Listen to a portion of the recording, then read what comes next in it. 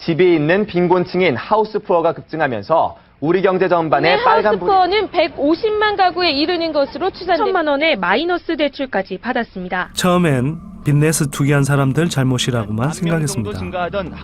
그렇다면 이들은 빚내서 학교 다니는 투기꾼들일까요? 내모는 더치 원의 학자금 대출을 연체했습니다. 가계부채 천조원 시대, 끊이지 않는 금융사고.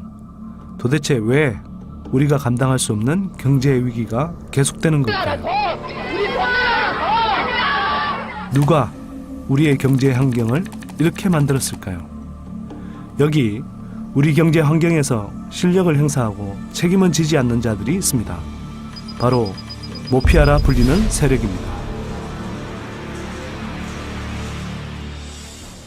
모피아란 재정부를 뜻하는 모프와 마피아의 합성어로서 엘리트 의식이 강한 재무 관료들이 마치 마피아처럼 결집해 관련 기관을 손에 넣고 쥐락펴락하는 경향을 빗대어 만들어진 말입니다. 임기를 마친 관료들이 관련 금융기관의 수장으로 취임하게 되는 낙하산 인사와 같은 관행으로 인해 정경유착 비리뿐만 아니라 국가의 전망을 위협하는 정책적 실패들이 끊이지 않고 있습니다. 국제통화기금의 유동성 조절 자금을 지원해 줄 것을 정부가 카드 활성화 대책을 내놓으며 무분별하게 신용카드가 발급된 데 따라 외환은행을 인수한 론스타는 4조 6천억 원을 챙기고 도마토 저축은행 등 7개 사의 대선은 각각 부실 금융기관으로 지정하고 1997년 많은 이들이 거리로 내몰렸던 IMF 외환위기. 우리의 금융 시스템이 붕괴되자 정부는 관치금융의 폐해를 실감하고 금융감독위원회와 금융감독원을 설립하여 금융시장의 감독을 강화하고 모피아를 견제하고자 하였습니다. 정부가 카드 활성화 IMF 대책을 외환위기 내놓으며 이후 무분별하게 정부는 신용카드가 발급된 경기 데 부양과 신용등급을 고려하지 않은 내수 채 진작을 목표로 상환 능력이 신용카드 떨어지는 고객에게도 활성화를 카드 발급이 추진했습니다. 이루어집니다. 하지만 카드사 간의 과당 경쟁으로 인해 미성년자에게까지 신용카드가 발급되고 2001년 현금 대출이 300조 원을 돌파하는 상황에까지 이르렀습니다. 당시 금융감독원은 상황의 심각함을 경고하고 카드 발급 규제를 제안하였으나 결정권을 쥐고 있던 재정경제부는 시행령 개선에 늑장을 부렸고 결국 수백만 신용불량자들을 양산하고 말았습니다. 2003년 론스타가 외환은행을 인수하는데 자격 문제가 있다는 걸 금융감독당국은 알고 있습니다. IMF 구조조정 대상에 포함되었던 외환은행은 지금까지도 법정 분쟁이 계속되고 있습니다. 당시 해외 자금 유치가 절박했던 상황임을 감안하더라도 의도적으로 외환은행의 가치를 평가절하한 정황이 있었습니다.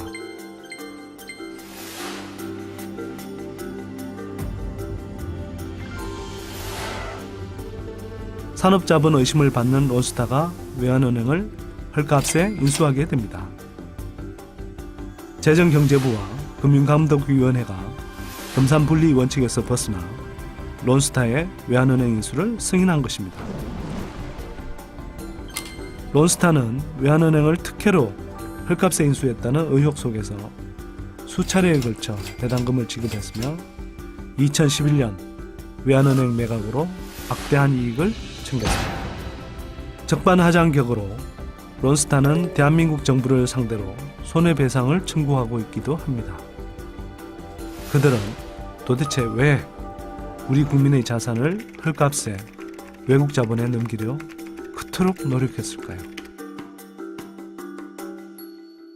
금감원 전현직 직원들이 연루되면서 저축은행 영업정지 사태에서 드러난 모피아들의 행태들. 저축은행을 관리 감독해야 할 금감원 직원이 저축은행의 불법 대출을 눈감아주고 향응과 접대를 받아온 정황이 드러나 결국 관련 정치인, 금융관료 및 금감원 직원들이 줄줄이 소환됩니다. 저축은행 사태가 걷잡을 수 없이 확대된 것은 모피아들이 부실 저축은행들의 퇴출을 규제화나 건설사 지원이라는 명목 아래 막아왔기 때문이었습니다. 정부는 뒤늦게 금융감독 혁신 TF를 구성하지만 그 개혁 대상인 모피아 관료들이 사실상 TF를 주도하였기 때문에 생색내기에 그치고 말았습니다. 오히려 모피아 세력을 확대하는 도구로 전락하고 말았습니다. 이러한 과정에서 일반 서민들의 피해는 그 누구도 책임져 주지 않았습니다. 1997년 10여 명에 불과했던 금융위원회는 IMF 외환위기 이후 은행 구조조정 과정에서 갖게 된 권한을 바탕으로 금감위 조직 및 정원을 99년 대통령령으로 조정할 수 있도록 개정하였습니다. 2012년 현재 금융위원회 인원은 230여 명 이상으로 증가해 있습니다. 금감위는 금융감독 권한을 점진적으로 강탈하며 금감원장, 수석부원장, 비서실장까지 모피아 세력들이 차지하게 되었습니다. 모피아를 견제하기 위해 만들어진 금감원을 오히려 모피아들이 인사, 예산까지 통제하게 됐습니다.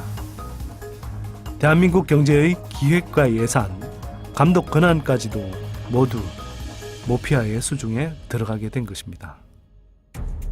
Brothers bankruptcy this afternoon he visited sent shock employees one by one trickle out with their belongings and they won't. 2008년 미국 리먼 브러더스의 파산으로 세계 금융시장은 큰 충격을 받게 됩니다. 당시 강만수 기획재정부 장관은 리먼 브러더스 사태 직전까지 대한민국도 영미식 투자은행을 만들어야 한다며 리먼 브러더스 매입을 주장하였습니다.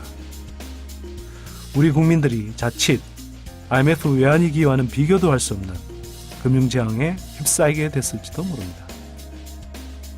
모피아들은 언제나 주장합니다.